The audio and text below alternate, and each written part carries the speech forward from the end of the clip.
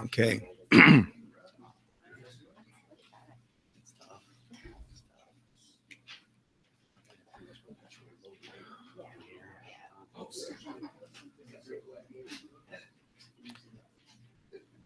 Everybody ready? Well, good afternoon, and thank you all for joining us for this special press conference. We called this press conference to give you a chance to hear why we want to reform our antiquated public employee collective bargaining law in the state of Iowa. We also wanted to be able to answer your questions on the changes that are being proposed. Many of these changes we've been trying to implement for a long time through the bargaining and arbitration process. And I want to tell you first what this bill does not do. It does not impact the private sector. This bill does not strip away health care coverage from public employees. And this bill does not impact pensions. They've never been subject to collective bargaining. For too long, union special interests have routinely won over the taxpayers, especially on the issue of health care. Our goals in this legislation are very simple: to put the taxpayers' interests in a position of being treated fairly, to reward good employees, and ensure that we can remove an occasional bad employee. We also want to bring fairness back into the employee benefit system that public employees receive at the taxpayer's expense. This bill does not end bargaining for wages. That will continue. In fact, it gives greater flexibility to reward the best employees and teachers and provide higher wages by controlling healthcare costs. This bill also provides much needed transparency for taxpayers when a public employee is dismissed for cause.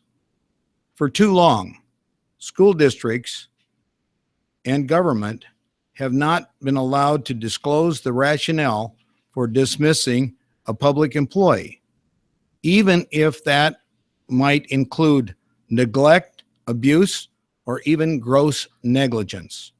Those things are confidential personnel matters that can't be disclosed. The House did pass a bill in 2014 to address this issue, but Senator Branstad did not let it be debated in the Senate. For healthcare alone, state employees in these union contracts typically only pay $20 a month. And up till a couple of years ago, they were paying $0. But taxpayers are on the hook for over $22,000 for those employees that have a family coverage. This is wrong, and it's certainly out of whack what everybody else in the state has to pay. Every public employee needs to pay a fair share for their own health care costs and take ownership of their own health.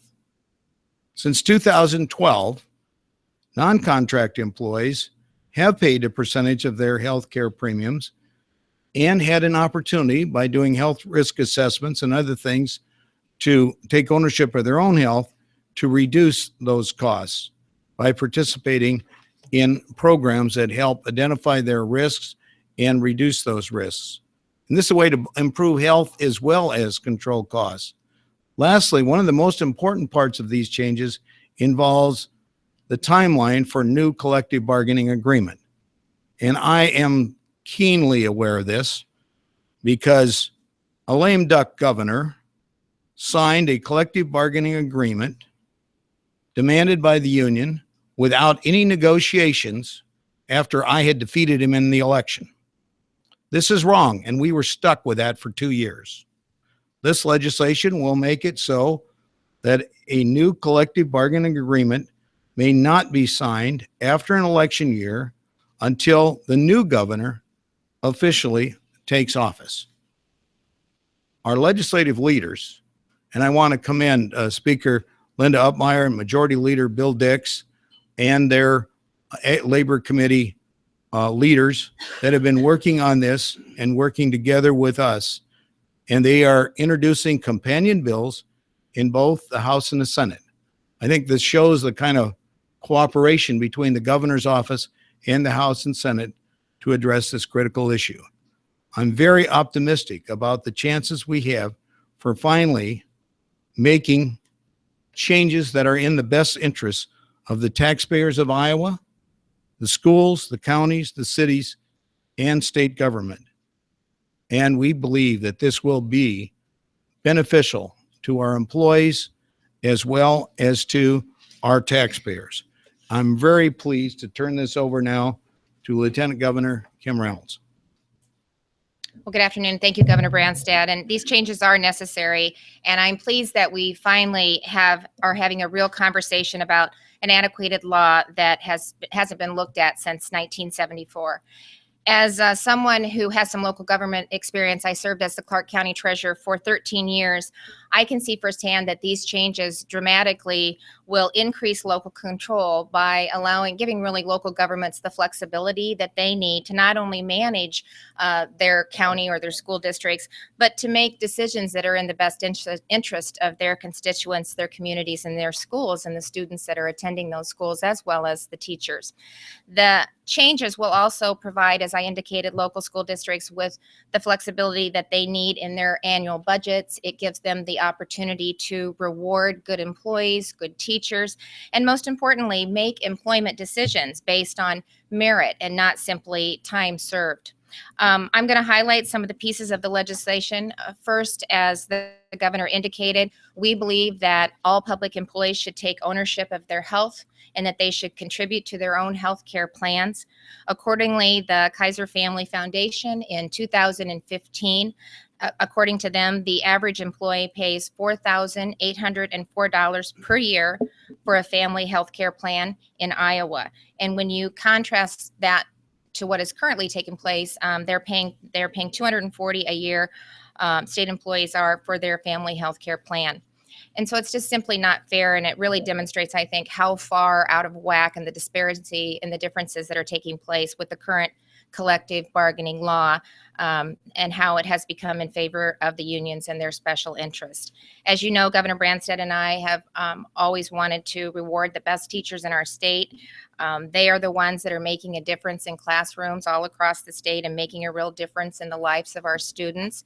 And with the help of the legislature, we started the teacher leadership and compensation system that provides over $150 million a year to help really give teachers the tools that they need to be successful, to keep the best educators and teachers in the classroom, and to really make sure that our students are equipped to compete in a global economy. But even with the new TLC that really rewards good teachers, school boards and districts are unable to let go or fire teachers who have done something improper. This legislation will allow school boards and districts to create merit pay systems based on their individual needs and make employment decisions based on merit again and not time served. These changes will ensure that we're putting the best teachers in the classroom and again giving them the tools to be successful. So we look forward to continuing the process, and at this point I'd like to bring up to the podium Speaker Linda Upmeyer of the Iowa House, and she's going to talk about her view on the legislation that's been introduced in the legislative body today. So Linda, Speaker. Well, I think the governor and the lieutenant governor have done a wonderful job of outlining both the bill and the impetus for the bill over the last several years. It's no surprise to you that the House has worked on accomplishing some of these initiatives several times during the last 6 years, starting back in 2011, where we actually did a bill that includes much of what we are talking about today. But the goal is to take another look and make some changes to a process that hasn't been looked at very thoroughly for 40 years. And keeping the taxpayer in mind, making sure that over the years, as we've sort of had our thumb on the scale, as we reviewed each contract, made changes, and added to the imbalance. Now we have an opportunity to rebalance and keep the taxpayer in mind. And so we're excited about looking forward. And I think it's a wonderful, the Lieutenant Governor's points about our teachers and our workforce were so correct. We have wonderful employees. We value our employees, and we want to make sure that the people that are best, the brightest, the motivated really have an opportunity for success in our system. So I'm excited about our futures. And I'm going to turn it over to the Senate Majority Leader, Bill Dix. Good afternoon, everybody. And, you know, one thing is for sure, the proposal before us is about local control. It's how can we keep our best teachers in the classroom? How can we keep our best employees on the front lines? And creating an environment where new and innovative ideas, creative ideas can take place to better serve Iowans. It removes the state mandate and will empower the people. It gives school boards the opportunity to improve student achievement, again, by keeping the best teachers in the classroom and by able to remove the occasional bad apple that exists. Higher efficiency means better service and lower cost government. In short, it's a better deal for Iowa taxpayers. Okay, we open it to your questions.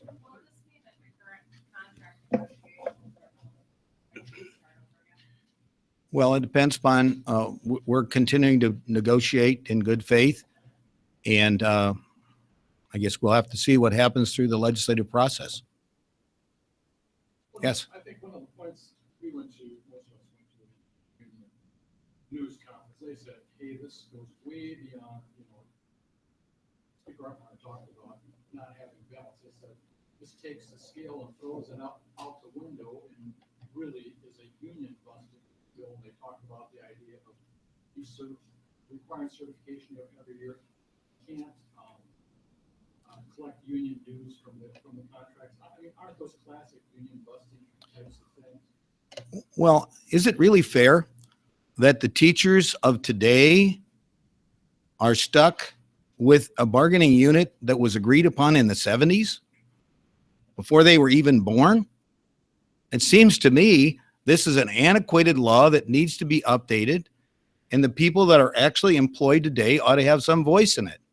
So I don't see that there's anything unfair or wrong about that. What's unfair is to the employees of today that are being stuck with a system that was put together before they were even born. The bill, as I understand it, would prohibit unions from negotiating on grievances. So if an employee has a grievance with their employer, would that resort to them potentially turning to legal action instead, a ripple effect that could lead to? We already have a system in place for public employees, that the merit system, so they would have the same rights and that other employees have under the system. So it would be under the present system, which protects employees and gives them all the fair due process but it would be under that system rather than under a union bargain agreement. For the two leaders, can you say that your members campaigned on these changes? We've absolutely had these changes before the public. As I said, since 2011, we've been talking about these very things. So yeah, it's what we've talked about all along. And I would say also very true for the Senate. Iowans told us they want new direction in the state. They want new opportunities, new careers. They want to make sure that we have our best teachers in the classroom, and we want to have as much of that power brought back to the local level as we possibly can. That's what this bill does. I think the question though is, nobody heard any nobody saw any campaign. We want to bust the public employees. That's not what this is about. That's not what this is about. I tell you what we did hear from Senate Democrats is how much they wanted to attack us because we went to managed care for Medicaid. Well, they lost.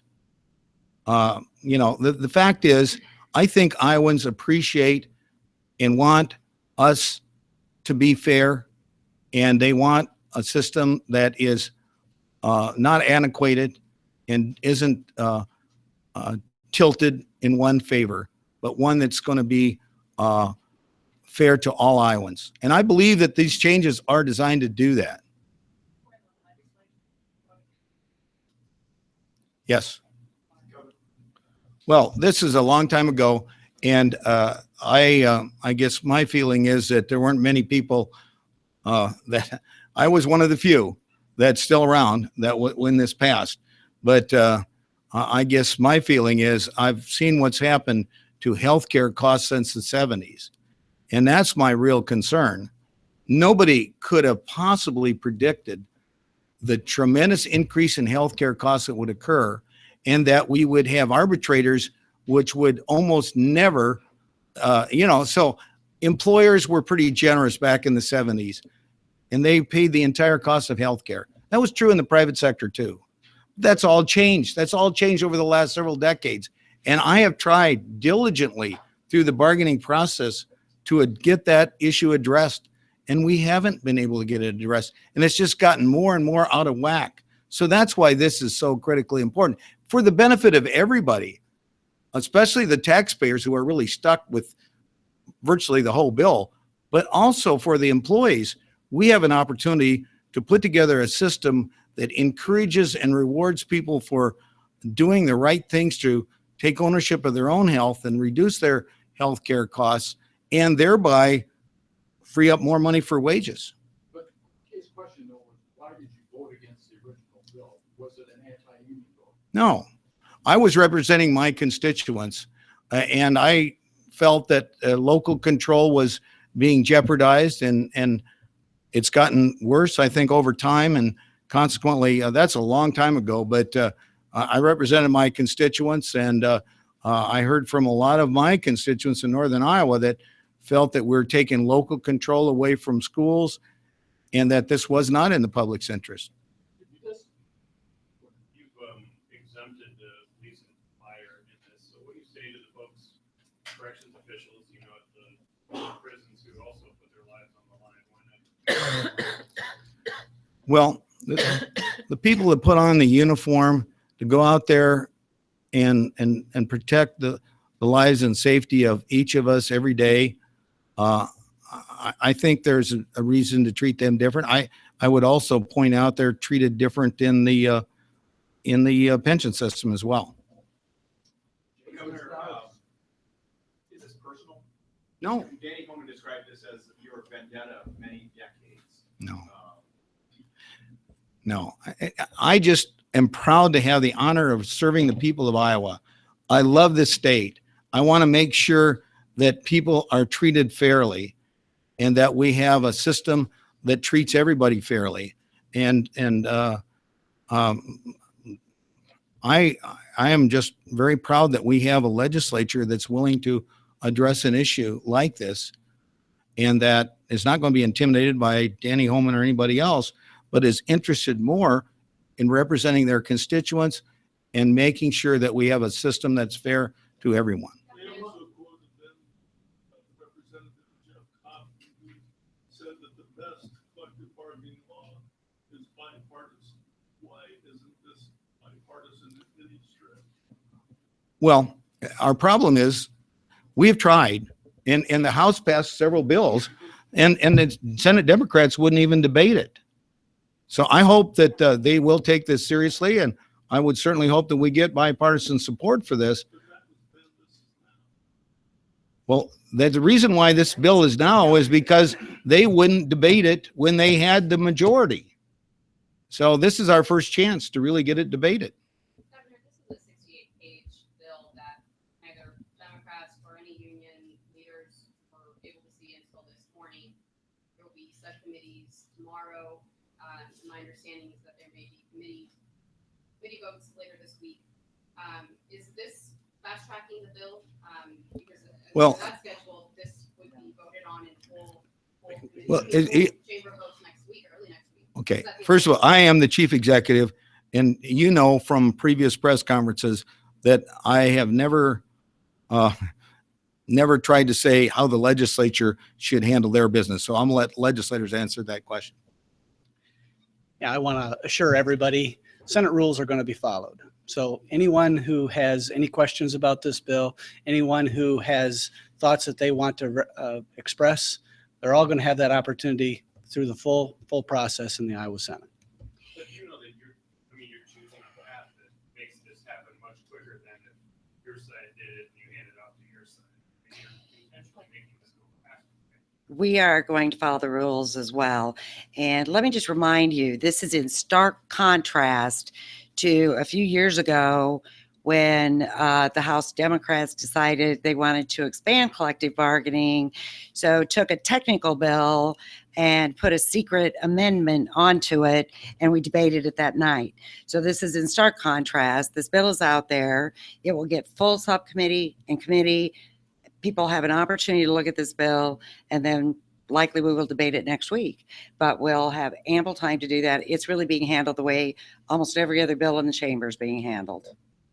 Do you have any concern that this approach, when you look out and you see the labor activists here today, the or the pro-sanctuary city folks who are here today, that you're sort of losing control of your newfound victory and majority? Well, first of all, I would just say I'm proud of the fact that we have people in the legislature that are willing to do the right thing and are not going to be threatened or intimidated by anybody. We have a responsibility to the people that elected us. And I'm really proud of the fact that the legislature is using the appropriate procedures. They're not trying to use sneaky things that have been done in the past. They're not holding the voting machine open all weekend and threatening people and stuff like that that's gone on in the past. I've seen these things happen. I just think that my responsibility as chief executive is to represent all the people of Iowa, make sure that we have as fair a system as possible. And I believe that this changing this antiquated collective bargaining law to make it more fair and balanced makes a lot of sense. Well, I'm sorry. I'm a little anxious to be glad to let them respond. I think the governor said it well, and we're going to move forward. The people of Iowa sent us a message in electing us. They don't want us to continue business as usual. They want new opportunities. And bringing, as this bill does, more of that decision-making to the local level, empowering our superintendents, our school boards, our county boards of supervisors, city councils, to make a lot of these decisions that meet the marketplace needs and to make sure that the best people are doing the best job for Iowans, getting a better deal. That's what they sent us to do, and that's what we intend to follow through with. One more here, and then we got to let everybody get back to work. So how is this going to be different than what Wisconsin was doing back in 2011? How is this going to work out better than what happened over there?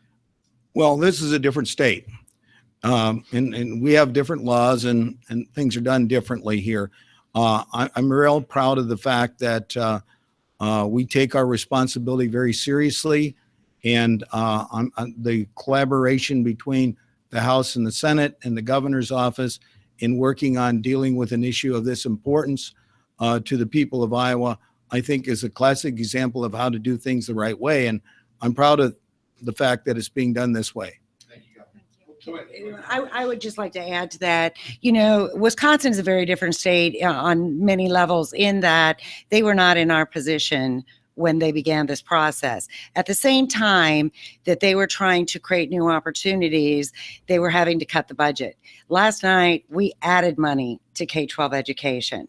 So we're funding our budgets, we're funding government as we move forward to create new opportunities. So I think that's a big difference. We have different opportunities here in Iowa. Okay, thank you. Thank you. Good job.